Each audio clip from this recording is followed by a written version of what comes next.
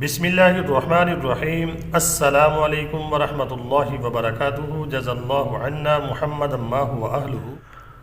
میرے ناظرین، دنیا میں جتنے بھی مذاہب ہیں، جیسا کہ اسلام ہے، عیسائیت ہے، یہودیت ہے، کسی بھی مذہب کے اندر عبادت خانوں میں حملے کرنے کی اجازت نہیں ہے، بلکہ سخت ممانعت ہے۔ اسلام میں تو الحمدللہ عام حالت میں تو بالکل بھی نہیں ہے۔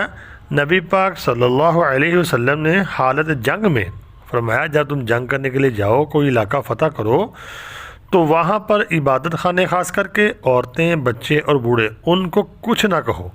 اتنی یعنی سخت ممانعت ہے۔ اور دوسرے ادیان کے اندر بھی یہی ہے۔ لیکن جو لوگ یہ مساجد کے اندر دھماکے کرتے ہیں، ان کا کوئی مذہب نہیں ہے، ان کا کوئی دین نہیں ہے، ان کا کوئی ایمان نہیں ہے۔ تو یہ بات کہنا کہ اس میں فلاں مسلمان تنظیم ملوث ہے، فلاں مسلمان تنظیم ملوث ہے، میرے ناظرین یہ ممکن ہی نہیں ہے۔ لا الہ الا اللہ محمد رسول اللہ پڑھنے والا مسجد کے اندر دھماکہ نہیں کر سکتا، مسجد کے اندر ایسا کام نہیں کر سکتا۔ اس کے اندر ملوث ہیں وہ لوگ جو دوسرے مذہب سے تعلق رکھتے ہیں، غیر مسلم، لیکن غیر مسلموں کے اندر بھی وہ ملوث ہیں جن کا کوئی دین ایمان ہی نہیں ہے۔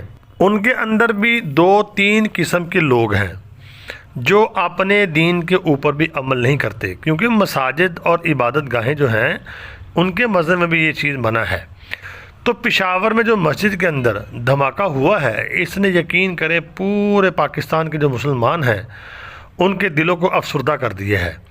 اللہ کے گھر میں نماز پڑھنے کے لیے لوگ گئے ہیں، اللہ کے سامنے کھڑے ہیں، بدبخت انسان ہے وہ جس نے یہ کام کیا ہے۔ وہ جو اللہ کے دربار میں کھڑے تھے وہ تو جنت میں چلے گئے، اللہ نے ان کو بخش دینا ہے، لیکن وہ بدبخت انسان اس کا کیا بنے گا؟ تو میرے ناظرین، خبریں یہ آ رہی ہیں تقریباً 100 سے زائد لوگ جو ہیں وہاں پہ شہید ہو چکے ہیں، اور زخمیوں کی تعداد جو ہے وہ تقریباً 200-250 سے اوپر چلی گئی ہے۔ یہ بہت بڑی مسجد ہے پشاور میں، یہ پولیس لائن میں مسجد ہے وہاں پر۔ لیکن سوال یہاں پہ یہ بھی پیدا ہوتا ہے کہ یہ جو ہمارے ادارے ہیں ان کی جو ناقص پالیسی ہے اور ناقص سیکیورٹی ہے، اس کے اوپر بھی سوال اٹھتے ہیں کہ وہ جو دہشت گرد تھا یا کوئی جو بھی تھا، چاہے وہ کوئی بھی ہے، وہ کیسے چلا گیا مسجد کے اندر؟ کیا چیکنگ نہیں تھی وہاں پر؟ جب یہ ایسا واقعہ ہو جاتا ہے اس کے بعد سارے الرٹ ہو جاتے ہیں، اس سے پہلے سارے سوئے ہوتے ہیں۔ تو اس لیے یعنی کہ اسباب کے درجے میں پوری کوشش کرنی چاہیے کہ ایسا واقعہ نہ ہونے پائے۔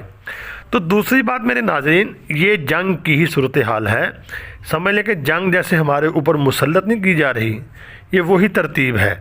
یہ بھی جنگ کی ایک قسم ہوتی ہے کہ یعنی اپنے دشمن کو پریشان رکھنا اور اس کو الجھا کے رکھنا، کیونکہ جب آگے کا دشمن جو سامنے ہوتا ہے یعنی کہ وہ مقابلے کا ہو، ٹکر کا ہو، تو پھر ایسے یعنی کہ وارداتیں کی جاتی ہیں۔ اس طرح جنگ کی یہ ایک قسم ہے کہ پاکستان کو پریشان رکھنا۔ تو میرے ناظرین، یہ بڑی خطرناک صورتحال ہوتی ہے۔ تو جنگ جو ہے وہ تو مسلط کر دی گئی ہے، اور یہ کن کی طرف سے کی گئی ہے؟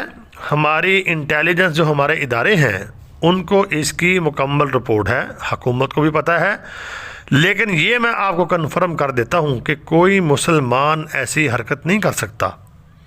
اللہ تعالی ہمارے حکمرانوں کو ہدایت دے، اور تمام مساجد، مدارس، مکاتب اور تمام مسلمانوں کی، ہمارے بازاروں کی، بوڑھوں بچوں کی، سب کی، تمام امت مسلمہ کی اللہ حفاظت فرمائے۔